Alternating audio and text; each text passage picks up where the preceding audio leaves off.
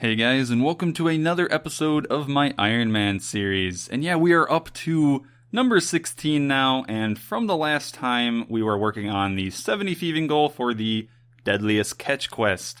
And to kick things off, we start with 67 thieving over at the Pyramid Plunder, which I think at this level of thieving, I'm getting like 70 to 80k experience per hour. It's pretty decent.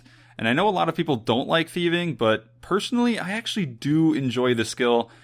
Like, I'm not lying here. It's really chill and relaxing, especially over here at the Pyramid Plunder. But I do know a lot of people have some bad feelings with this minigame. But first, let's take a wee break to do my Reaper task. I really need to keep these things up. And this time around, I got a Chaos Elemental task. So I'll be back when that is done. And as expected, this was pretty trash. Every single drop was garbage. I think most of my drops were just the sharks. But the highlight of this is that it was my 30th Reaper task so far, which means I get some extra points for it. Yeah, it's just kind of crazy to think I've done 30 boss tasks already. And we find ourselves back to the thieving, and I got myself 69 thieving, and I am around under, 65,000 experience to that 70 level. Which means I actually can go do some quests, and that will finish that off. And I think it's actually better to do those quests instead of, just finishing the grind normally, because questing is always good to do. May as well do it now when the experience you get actually matters. And I'm sorry for all these detours, but first I want to go do a Reaper task, which I have 10 Giant Mole. Because I have better gear than I did last time, I think I'm going to be soloing some hard mode for more points this way. And after I'm done, I actually should have enough points for a Hydrix, so it's really, really nice. I cannot wait to get that. I can't use it for a very long time because I need higher crafting, but it is quite the milestone, man. Oh my god, I just got the Giant Mole pet. No way. Holy shit. So, yeah, the second pet on this account so far. I guess the luck I have on my main account has definitely trickled into this shit. So, yeah, I cannot even believe this. I really don't. It's the same feeling as when I got my Rue over at Runescape. I don't know. And I'm not joking when I say this. At the start of this mole trip, I thought it would be kind of funny if I got the mole pet here because I don't have it on my main yet. And obviously, Jagex wanted to have some fun with me. So, yeah, I'm sitting at 89 kill count of the normal mole and 13 hard mode. So you can tell I haven't done that much hard mode. This is like one of my first times, pretty much. And yeah, I got really lucky. If you guys are wondering, the drop rate for the mole pet is 1 in 500 on hard mode with no thresholds. And of course, I don't have one because I think the threshold is at 500 kills. But yeah, what the fuck, man? Don't kill me, guys. I know I'm super lucky on this account. Don't kill me. But all in all, even though it's just completely ridiculous how lucky I am, I now have one skill pet and one boss pet. That's just cool. Well, enough of that. We just finished the Reaper. And, yeah, we got to 70 Slayer. Forgot to record it, though. But I also got a personal record of 155. I think that's really solid for, like, 77 magic and having only a tier 75 weapon. Anyway, another milestone. It's time to grab the Hydrix from death. Let's go. Yeah, it's so nice to finally have one of these. It costs 300 Reaper points. Not bad. It's going to be so easy to get that amount when I start doing like Araxor tasks, because those give you like 20 something points, if I remember correctly. Anyway, though, I do need 3 total Hydrixes to make all of the jewelry that I want. I know that there's 4 kinds, I believe, but the only ones I want are the Reaper Necklace first, then the Amulet of Souls, and then eventually the Ring of Death. The Ring of Death is very good for like high-end bossing. Like if I ever get into Telos or something on this account, I know that's way far in the future, but it's pretty nice there. It'll just come in handy, save me a bit of money on deaths. As long as I can get a steady stream of onyxes, of course. Okay, it's time to start the quest grind once again, to finish off the 70 thieving. So the first quest I have to do is Eyes of Gluffrey, which has an awful puzzle section. I don't really want to do it. Well, we're done now. Disgusting puzzle. Do not want to do that ever again. I have to do it again for the next quest, though, unfortunately. Let's go get that one out of the way. Actually, that wasn't even that bad. It was a lot easier than the first quest. You didn't have to do that really annoying puzzle as long. I actually forgot you get 20k Slayer and 30k Strength from this one, too. I thought you only got that from the later part of the quest, and that got me a strength level, so that's pretty sick. Alright, the last Gluffrey quest, Prisoner of the Gluffrey, is now complete. And that is what I'm looking for. 70 thieving, because you get 60,000 thieving experience. And you also get some construction and agility experience, which I got a level of each of those as well. That is what I'm talking about. And I actually noticed after that quest, I was literally 79 experience away from a construction level. So I decided just to go quickly grab that at my house. And it just occurred to me, I have not made my aquarium yet. I probably should, considering how much fishing I've already done. So yeah, 65 construction there. And now for the aquarium stuff, I can actually get some of the prawn perks because I've already gotten some of the golden eggs, as you have seen from the previous episodes. I have 4 golden fishing eggs. And from that, I bought all of the tier 1 perks for now. I think there's 3 tiers. I don't remember exactly, but anyway, the good things about this is I don't need feathers or bait when I do barbarian fishing and other types of fishing. And yeah, I'm just going to continue to work on the aquarium stuff as I go along, because I think getting all of the aquarium stuff finished is a comp requirement, which of course is one of my goals. Anyway, on to the Deadliest catch quest. We have all the requirements finally, and this quest is actually very quick, so let's go. As I said, yes, it was very quick, and I got 82 fishing from the reward.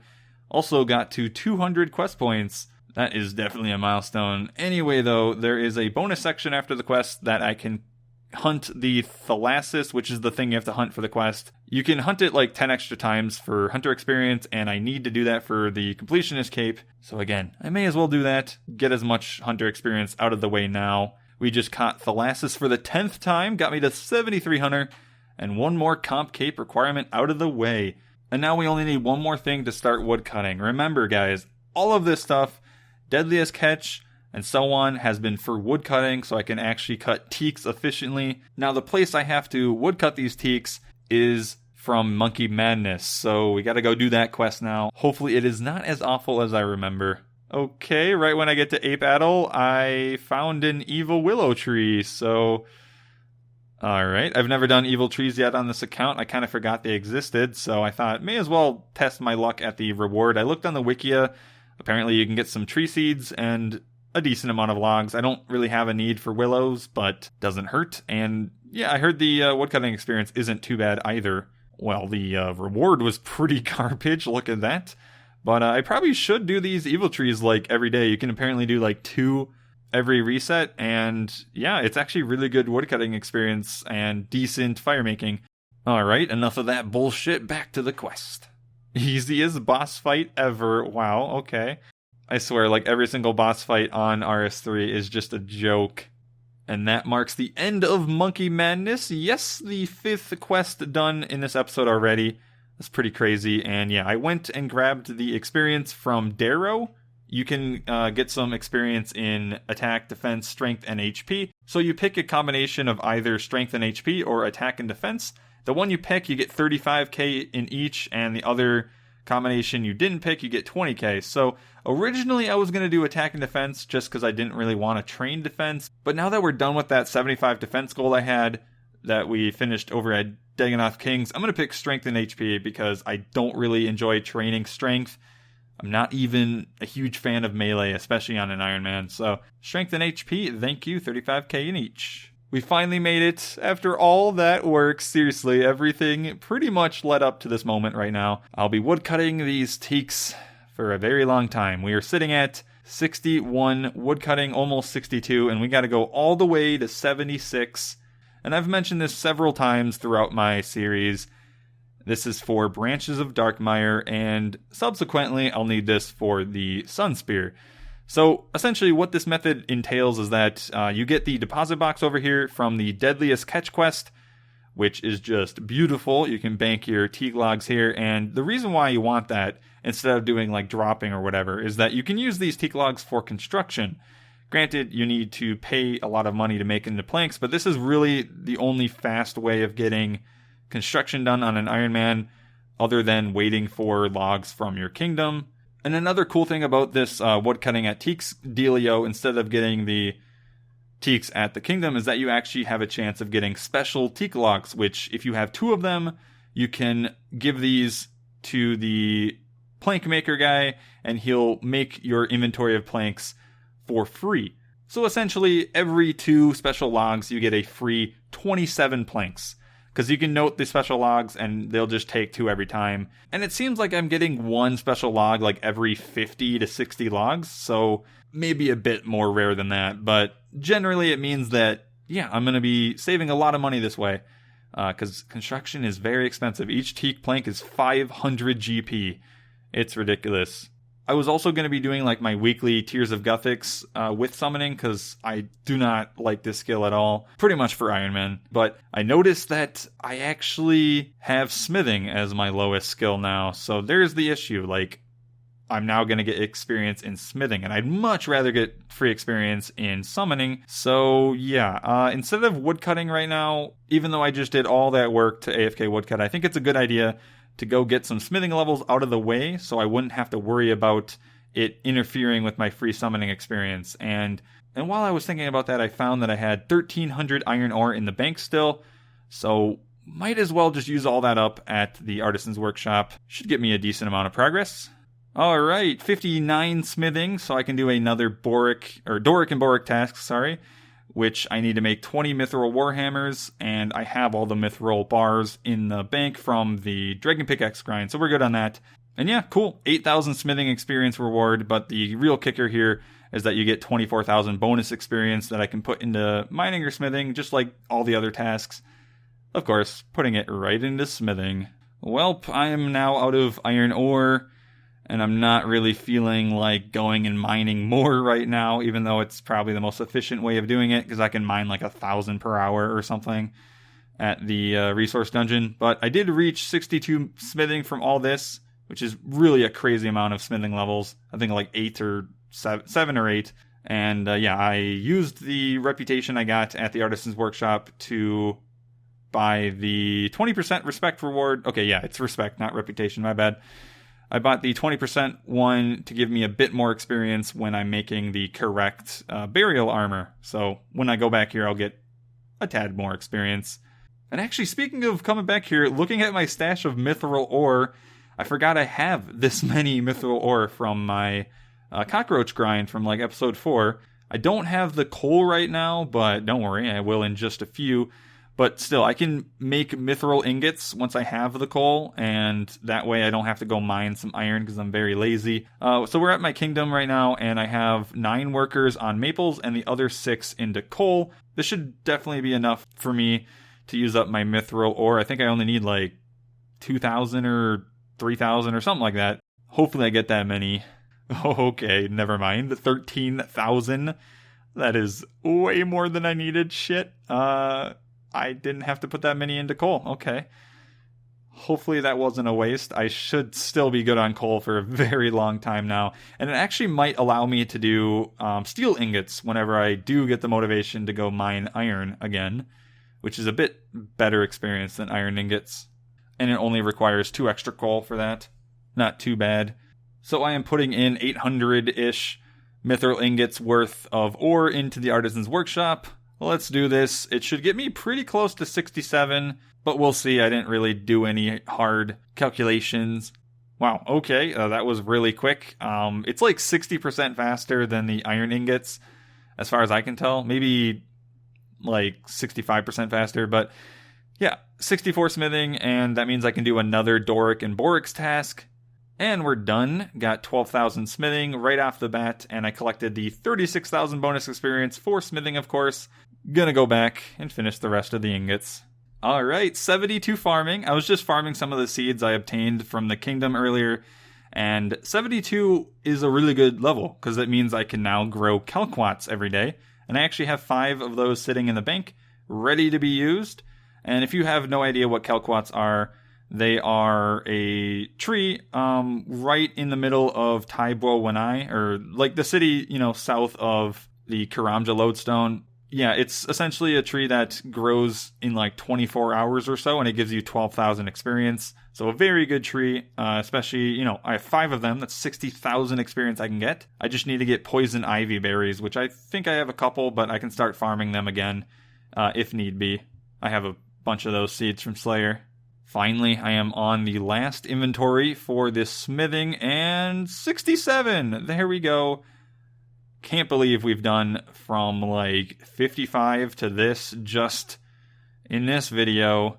But now I finished the smithing goals for now. It's time to go back and catch up on some woodcutting. But yeah, I unlocked so many quests from the smithing. Like, there's so many like different ones I want to do like pretty soon to get more smithing experience, because I think I need 82 smithing for Quest Cape, and that is just so far away. And the only real way of me getting that is either like getting a fuckload of mithril or addy ore, or even just camping iron ore. I don't really know yet, but yeah, 67 is a very nice level though. I didn't think I'd get this high. Oh, as I was leaving, this star just fell. Thanks for 5k mining experience for taking it. I'll take it. Here's a fucking time skip if I've ever seen one, guys. Look at this. 76 woodcutting. Last time you saw, it was like in the 60s. I did not mess around here, guys. I did so much woodcutting these past few days. So glad to be done. I have so many teaks in the bank, I'm assuming. But yeah, we now have the woodcutting level for Branches of Darkmire, and as I said, subsequently, the Sun Spear. But there are a lot of other requirements still. I need to get 79 construction among them, and that's mainly what I need to talk about. So I don't think I have enough teaks for the 79 construction right now, because it's not like a direct 1-to-1 ratio necessarily, especially with me doing other stuff for woodcutting like the evil trees and whatnot.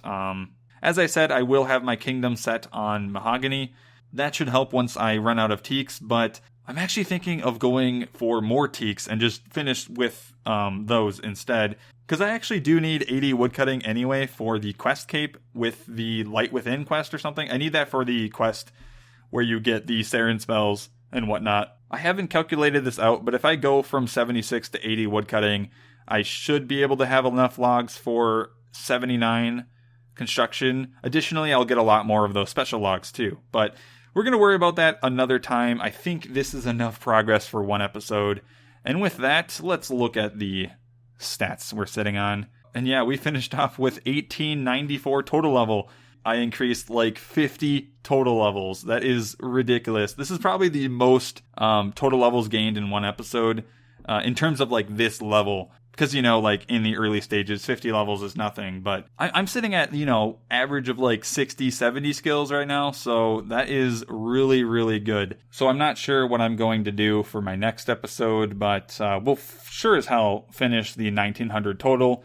We're probably going to work closer onto the Sun Spear and Prith goals, of course. But yeah, with that, if you guys want to talk to me in-game, join my friends chat, fatnooblet. Also, check out my links in the description of the video, where you can find my Twitch, my Twitter, my Patreon, and my Discord server. I definitely recommend them. Either way, hope you guys enjoyed the video. I'll see you guys in the next one. Have a good day.